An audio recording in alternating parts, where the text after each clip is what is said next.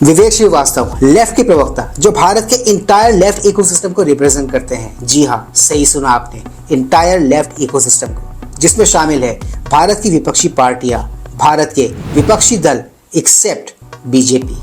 जी हाँ, ये वही लेफ्ट इकोसिस्टम है जिसने भारत और चीन के युद्ध में चीन का साथ दिया था, ये सोचकर कि ये भारत में विजय प्राप्त करेंगे, यहाँ से डेमोक्रेसी को खत्म करेंगे और यहाँ पर कम्युनिज्म को स्थापित करेंगे। और हाँ, ये वही लेफ्ट इकोसिस्टम है जो अपने शासित प्रदेशों में आज भी एक गंदी राजनीति खेल रहा है, एक गंदी राजनीति कर रहा है, माइनॉरिटी को मेजोरिटी के अगेंस्ट भड़काकर, माइनॉरिटी को मेजोरिटी के अगेंस्ट यूज करके। तो ये था पूरा लेखा जोखा कि भारत का लेफ्ट, भारत का वामपंथ कैसे फंक्शन करता है इस देश में और क्या चाहता है इस देश की मेजोरिटी से, क्या चाहता है इस देश से, मुझसे, आपसे। सीधी और आसान भाषा में कहे तो ये वो विचारधारा है जिसकी दिक्कत, जिसकी प्रॉब्लम सिर्फ और सिर्फ किसी एक पर्टिकुलर देश, किसी एक पर्टिकुलर प्रदेश की मेजोरिटी के साथ ही होती है।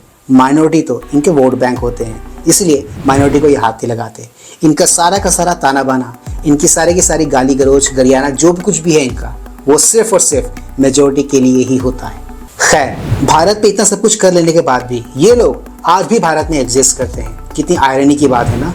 जिस डेमोक्रेसी, जिस संविधान को ये बिल्कुल नहीं मानते, जिनको ये मानना तक नहीं चाहते, उसी डेमोक्रेसी, उसी संविधान की वजह से ये आज भी इस देश में एग्जिस्ट कर रहे हैं। Now you might be thinking कि इनका भारत को लेके एग्जैक्टली प्लान क्या है, राइट? सीधी और आसान भाषा में कहें तो भारत को लेके इनका वही प्लान है जो प्लान चाइना में आप देख रहे हो, वहाँ की सरकार का, वहाँ के नागरिकों के प्रति, यानी कि डेमोक्रेसी को पूरी तरह खत्म करो, वहाँ पर कम्युनिज्म का राज लाओ। और इंटरेस्टिंग बात यह है कि कम्युनिज्म ऐसे ही फंक्शन करता है।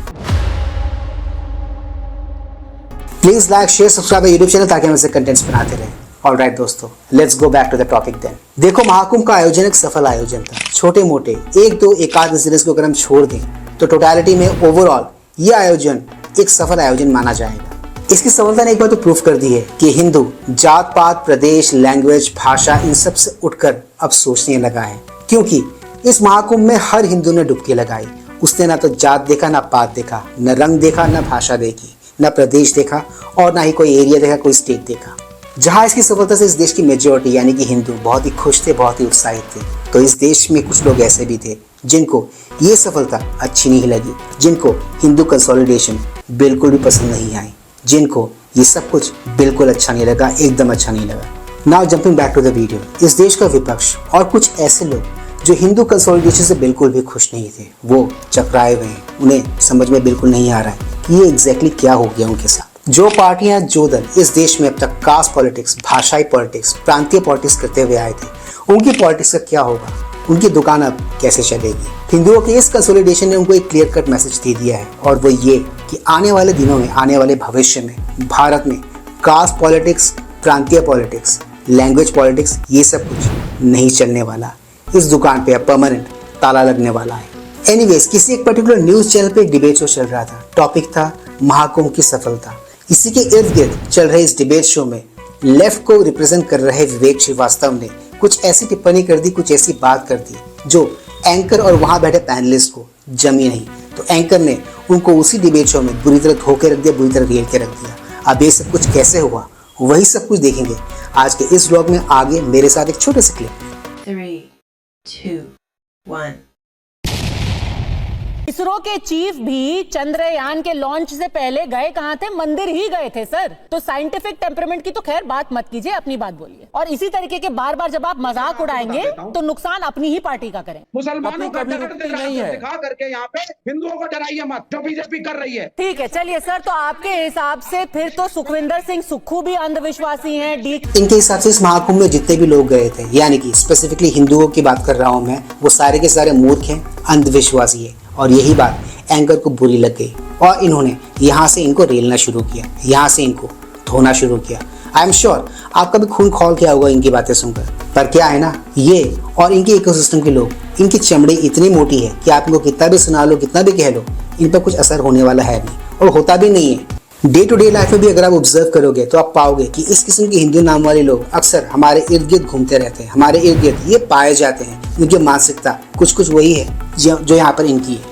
आपके शिव कुमार भी अंधविश्वासी हैं, प्रमोद तिवारी भी अंधविश्वासी हैं, जितने राजनयिक गए वो भी अंधविश्वासी हैं, जितने एक्टर डायरेक्टर गए वो भी अंधविश्वासी हैं, आपके प्रधानमंत्री भी अंधविश्वासी हैं, सारे लोग अंधविश्वासी हैं। सारा ज्ञान सिर्फ आपके अंदर समाहित है। कोई बात नहीं, यही सच होगा। बाकी जितने लोग गए हैं 66 करोड़, सबके सब मूर्ख और अंधविश्वासी होंगे, इसीलिए वो कुंभ गए हैं। एंकर पद्मजा जोशी जी ने यहाँ पर कुछ सेकंड्स में ही लेफ्ट इकोसिस्टम कैसे फंक्शन करता है, इनकी सोच क्या है, इनकी मानसिकता क्या है, उसको बहुत ही बेहतरीन तरीके से एक्सप्लेन किया है। इनके बारे में इंटरेस्टिंग बात यही है कि ये खुद को लिबरल कहते हैं, बट ट्रू सेंस में ये लोग लिबरल बिल्कुल नहीं है।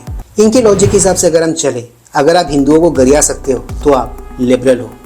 ये लोग खुद को सेकुलर कहते हैं, बट ट्रू सेंस में एक्चुअली ये लोग सेकुलर बिल्कुल नहीं है, क्योंकि सेकुलरिज्म का मतलब इनकी नज़रों में सिर्फ एक ही है, और वो ये कि देश की मेजोरिटी को कैसे गरियाना है, देश की मेजोरिटी को आप कैसे बुरा भला कह सकते हो, वही इनकी नज़र में सेकुलरिज्म है।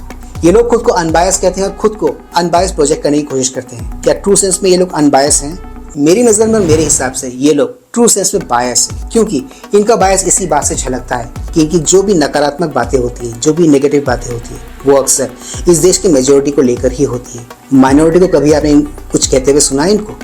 खैर, ना ये सुधरेंगे और ना इनका इकोसिस्टम, और हम यहाँ पर बैठे हुए हैं इनके मज़े लेने के लिए, और इनके हम मज़े लेते रहेंगे।